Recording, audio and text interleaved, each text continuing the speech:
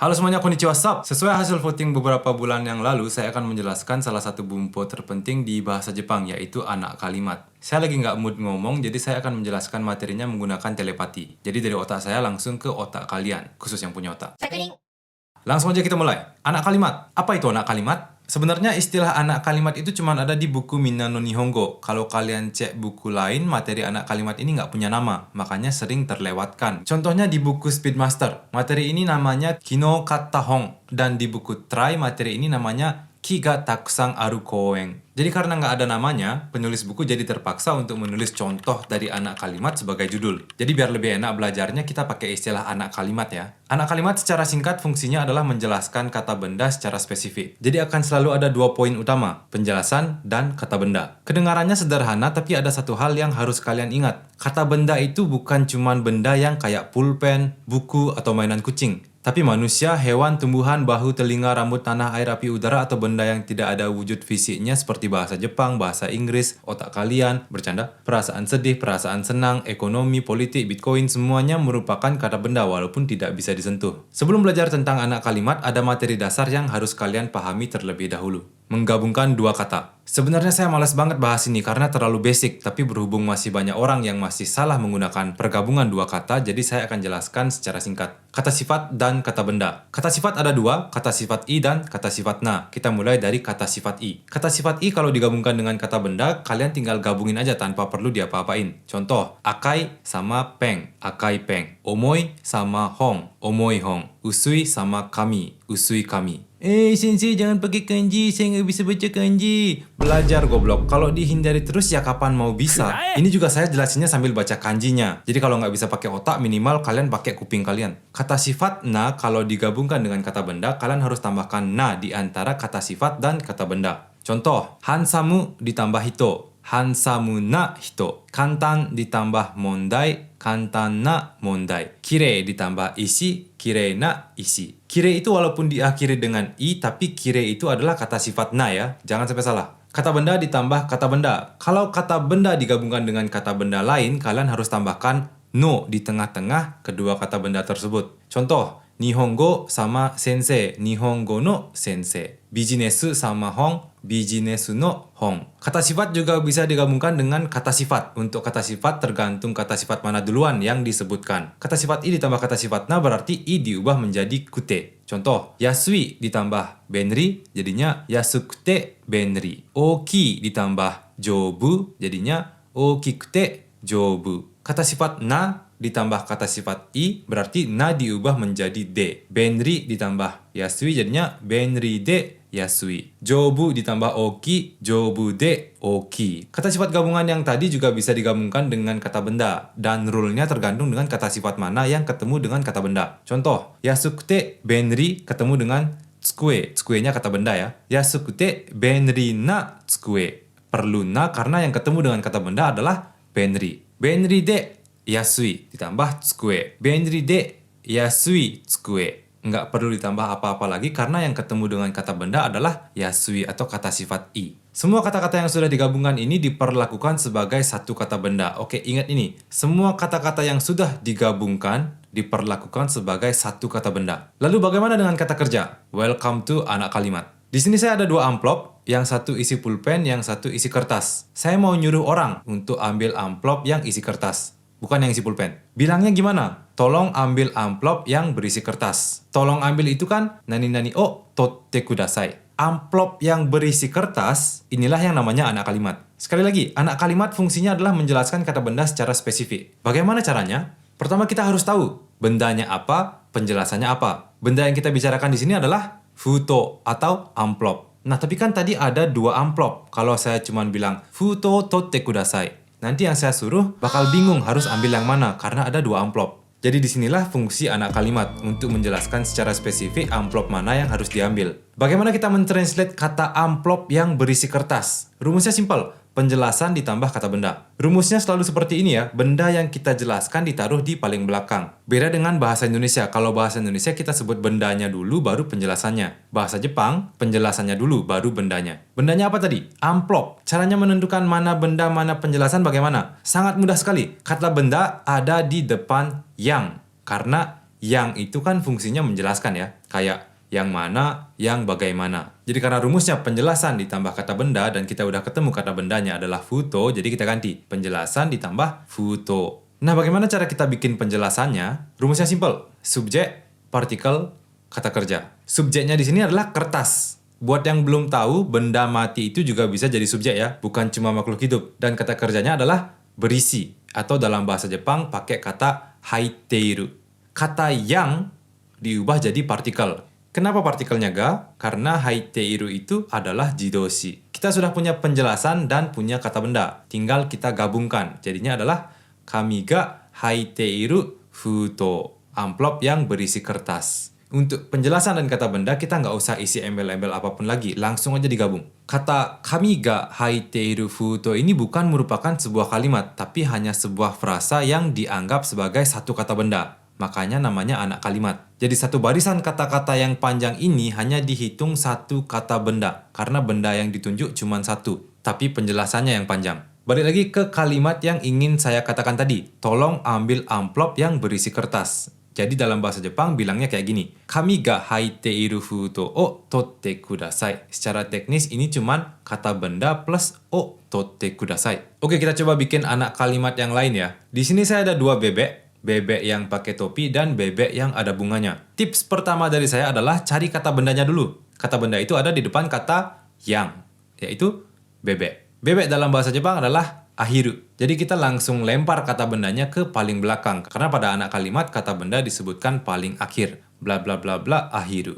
Penjelasan spesifiknya adalah yang pakai topi dan yang ada bunganya. Ingat rumusnya, subjek, partikel, kata kerja.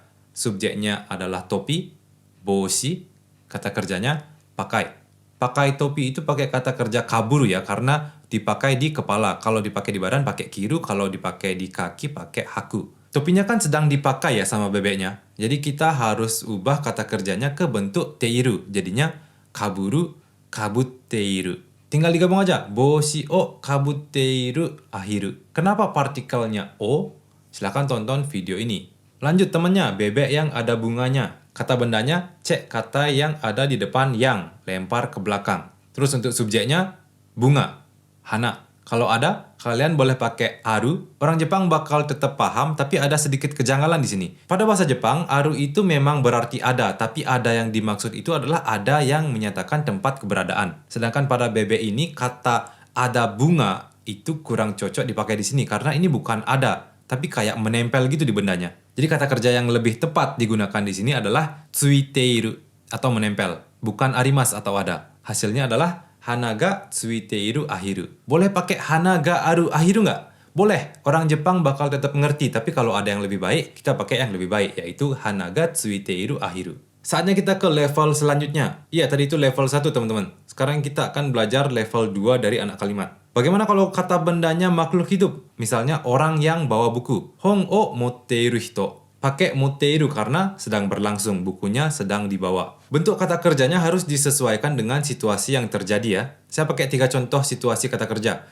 Orang yang akan lempar bola, orang yang sedang melempar bola, dan orang yang lempar bola. Ini lampau atau sudah terjadi ya. Boru o nageru hito.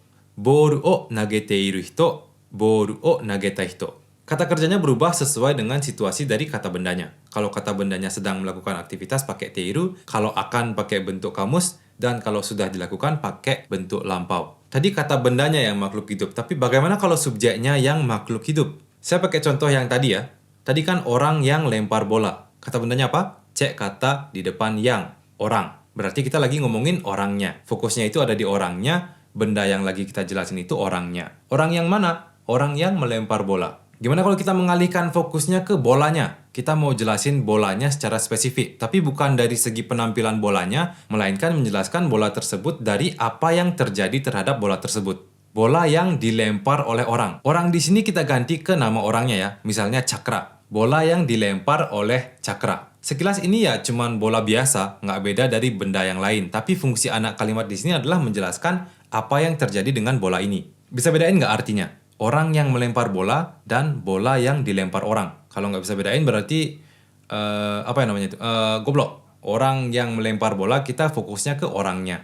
Bola yang dilempar orang kita fokusnya ke bolanya. Cara bikin anak kalimatnya sama kayak tadi. Kata bendanya apa? Kita lihat di depan yang. Kata bendanya di sini adalah bola. Jadi kita lempar ke paling belakang. Bla bla bla bla, boru. Bagaimana dengan penjelasan yang dilempar oleh Cakra? Ada aturan khusus kalau subjeknya adalah makhluk hidup, subjeknya ya, bukan kata bendanya ya, subjeknya adalah makhluk hidup, kita pakai partikel ga untuk menunjukkan pelaku yang melakukan aksi. Jadi, Cakura ga nageta boru. Selain ga, kita juga bisa pakai no. Cakura no nageta boru. Tapi untuk yang lebih lumrah itu pakai ga. Tapi apa boleh pakai no? Silakan. Boleh pakai wa nggak? Nggak boleh. Kata dilempar itu nggak usah diubah jadi bentuk pasif nagerareta. Cukup dibiarkan dalam bentuk normal lampau. Karena kalau kita mau ubah ke bentuk pasif, partikelnya harus diubah lagi ke ni. Jadi ribet. Mending pakai rumus pelaku plus ga. Kata kerjanya jangan diubah. Kalau mau ribet silakan pakai rumus pelaku ditambah ni ditambah bentuk pasif. Tapi artinya akan sedikit berubah karena bentuk pasif itu punya fungsi yang menyatakan suatu kerugian. Oke, jadi untuk pemula, untuk yang otaknya kecil atau yang nggak punya otak, kalian cukup ingat pelaku plus ga plus kata kerja. Jadi, Cakura ga nageta boru atau Cakura no nageta boru. Tapi ingat ya, anak kalimat itu cuma salah satu bagian dari kalimat. Jadi, anak kalimat ini biasanya digabungkan dengan kata kerja atau kata-kata lain agar menjadi suatu kalimat. Misalnya, saya memungut bola yang dilempar Cakra. Watashi wa Cakura ga nageta boru o hirotta. Atau, bola yang dilempar Cakra jatuh ke kolam. Cakura ga nageta boru ga ike ni ochita. Sedikit tambahan buat yang belum sadar, apa perbedaan Cakura wa boru o nageta dengan Cakura ga nageta boru? Cakura wa boru o nageta itu cuma kalimat biasa yang artinya Cakra melempar bola. Sedangkan Cakura ga nageta boru itu adalah anak kalimat yang artinya bola yang dilempar Cakra. Yang atas ini menjelaskan kalau Cakra melakukan sebuah aksi, yaitu melempar bola. Sedangkan yang bawah atau anak kalimat menjelaskan secara spesifik tentang bola tersebut. Apa bedanya bola ini dengan bola-bola yang lain? Level 3 anak kalimat. Penjelasan plus kata benda gabungan. Di sini saya ada 3 buku. Ini sih ada banyak cara untuk menjelaskan bukunya, karena jumlahnya sedikit dan setiap buku punya ciri khas yang mencolok. Jadi kita nggak usah capek-capek jelasin pakai anak kalimat. Misalnya warna dari ketiga bukunya udah beda jauh kan. Jadi kita nggak usah pakai anak kalimat pun nggak masalah sebenarnya di sini. Cukup pakai gabungan kata sifat dan kata benda aja. Kalian cukup bilang shiroi hong, midori no hong, kiroi hong. Tapi gimana kalau bukunya ada sebanyak ini?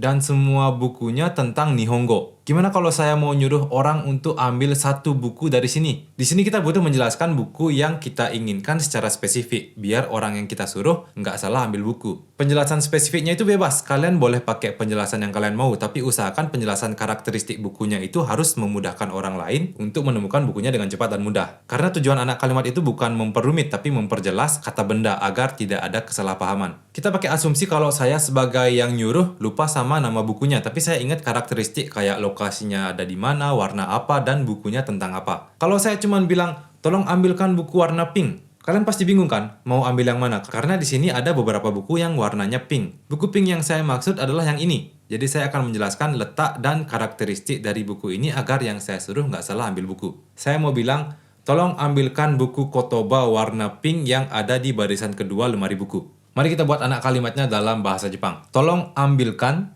sama seperti tadi, bla bla bla, o totte kudasai. Anak kalimatnya, buku kotoba warna pink yang ada di barisan kedua lemari buku. Jangan menyerah dulu ya lihat anak kalimat sepanjang ini. Karena semua orang Jepang pakai ini, pakai anak kalimat setiap hari dan pasti akan muncul di JLPT. Kalau ada tes JLPT N4, N3, dan N2 yang nggak ada anak kalimatnya sama sekali, saya gratisin di Rumah Sakit Nihongo. Langkah pertama adalah mencari yang mana kata bendanya. Ingat, cukup cari kata yang dan ambil kata di depannya. Di dalam konteks ini kata-kata ya, karena ada banyak kata. Di sini di depan yang ada buku kotoba warna pink. Apa semuanya adalah kata benda? Iya. Seperti yang saya jelaskan di awal, gabungan kata itu dianggap sebagai satu kata benda. Jadi kata benda pada anak kalimat ini bukan cuman buku, tapi buku kotoba warna pink. Dalam bahasa Jepang, pinku no kotoba no hong. Intinya lihat aja yang ada di depan kata yang ya. Sekarang kita tinggal translate penjelasannya. Yang ada di barisan kedua lemari buku. Subjeknya sudah jelas, lemari buku alias hondana. Kata kerjanya adalah ada alias aru. Di sini pakai aru ya karena kita menjelaskan tempat keberadaan. Jadi partikelnya adalah ni karena menyatakan keberadaan. Jadi hondana ni aru. Problemnya di sini adalah di mana kita harus memposisikan kata barisan kedua. Ini simpel sebenarnya. Cuman mungkin kalian bingung karena kalimatnya panjang. Kata barisan kedua itu kan penjelasan dari lemari buku. Jadi kita tinggal tempelkan dengan hondana. Jadinya hondana no nidanme, barisan kedua lemari buku. Satu frasa ini dianggap sebagai satu kata benda ya, karena sebenarnya bendanya itu kan cuma sebuah buku, tapi penjelasannya aja yang panjang. Hondana no nidangme ni aru pinku no kotoba no hon o totte kudasai. Secara teknis ini cuma hon o totte kudasai, beserta penjelasan dari buku mana yang harus diambil. Oke, seperti itu ya. Jadi kata benda pada rumus anak kalimat itu bukan cuma kata benda dalam bentuk satuan, tapi bisa juga kata benda gabungan. Contoh lain misalnya buku bahasa Inggris baru yang dibeli oleh Shiori. Shiori ga katta atarashi eigo no hon, atau Dokter Ganteng dan Baik yang sekarang sedang saya tonton. Ima watashi ga miteiru yasashikute handsome na isha. Dan bukan cuman kata kerja bentuk kamus, teiru dan bentuk lampau aja yang bisa dipakai ya. Kata kerja bentuk lain kayak misalnya bentuk tai juga bisa dipakai. Nihon de hatarakitai hito wa nihongo o benkyou shinai to ikenai desu. Anak kalimatnya di sini adalah nihon de hatarakitai hito, orang yang ingin bekerja di Jepang. Bentuk potensial juga bisa. Karai mono ga taberareru hito wa imasu ka? Anak kalimatnya adalah karai mono ga taberareru hito, orang yang bisa makan makanan pedas. Sebenarnya masih ada satu level lagi untuk anak kalimat, yaitu bagaimana cara membuat anak kalimat kalau kata benda dan subjeknya sama-sama makhluk hidup. Contoh sederhananya kayak orang yang dipukul cakra dan orang yang memukul cakra. Untuk yang bisa translate orang yang dipukul cakra dan orang yang memukul cakra, coba tulis di kolom komentar. Nanti saya cek. Tapi ini terlalu rumit untuk kalian pelajari sekarang. Jadi untuk saat ini kalian fokus kuasai level 1 sampai 3 dulu ya. Kita lanjut ke beberapa contoh anak kalimat yang muncul di JLPT. Ini adalah soal Dokkai N4 di JLPT tahun 2018. Nomor 26. Di sini ada wasuremono o tori ni ikitai hito. Orang yang ingin pergi untuk mengambil wasuremono. Bayangin kalian nggak bisa anak kalimat. Gimana caranya kalian bisa paham sama soalnya? Contoh lain nomor 28. Kojo kengaku ni iku hito. Orang yang akan pergi study tour ke pabrik. Kojo kengaku ni ikuhi. Hari pergi study tour ke pabrik. Bacaan dokai panjang juga banyak anak kalimat. Eki no naka ni aru kissaten, kafe yang ada di dalam stasiun. Watashi ga noru densha, kereta yang akan saya naiki. Kyoto ni iku shinkansen, shinkansen yang akan pergi ke Tokyo. Kita lanjut ke N3 dulu. Soal dokai N3 tahun 2018. Keitai denwa ga nai seikatsu, kehidupan tanpa telepon genggam. Sore o mita inryo gaisha no shacho, bos perusahaan minuman yang melihat itu. Tsumetai mono ga kaeru hanbaiki, mesin penjual yang bisa untuk membeli minuman dingin. Shinseihin no kigyo muke setsumeikai no hokoku shiryo, dokumen laporan presentasi penjelasan yang diperuntukkan untuk perusahaan produk baru. Bayangin kalian nggak tahu apa itu anak kalimat. Kalian pasti bingung harus translate ini kayak gimana kan? Kalian baca, tapi nggak ada yang masuk ke otak kalian, nggak ada yang dicerna. Makanya banyak orang yang bilang, saya bingung di dokai. Mungkin ya karena nggak tahu anak kalimat aja. Ini baru N3, dan baru soal nomor 27 loh. Anak kalimat itu pasti 100% akan muncul di JLPT, entah itu di N4, N3, N2, dan akan muncul di semua mata pelajaran. Goi, Bumpo, Dokai, Chokai semua pakai anak kalimat, karena tanpa anak kalimat, bahasa Jepang akan menjadi sangat terbatas. Membuat anak kalimat itu jauh lebih susah dari mentranslate anak kalimat. Untungnya pada ujian JLPT kalian cuma perlu skill untuk mentranslate anak kalimat aja. Begini caranya. Di bahasa Indonesia kita kan bilang kata benda dulu baru penjelasan. Benda yang bla bla bla bla bla. Jadi kalau kalian mau mentranslate ke bahasa Indonesia tinggal baca dari belakang aja.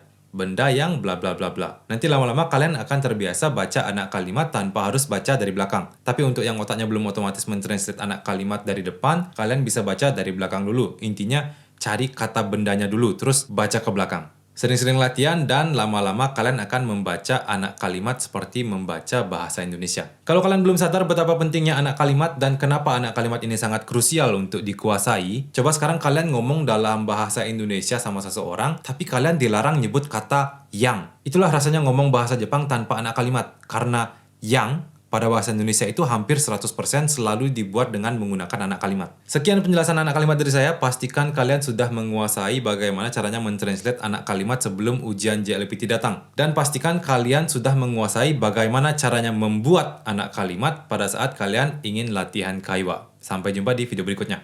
Bye-bye.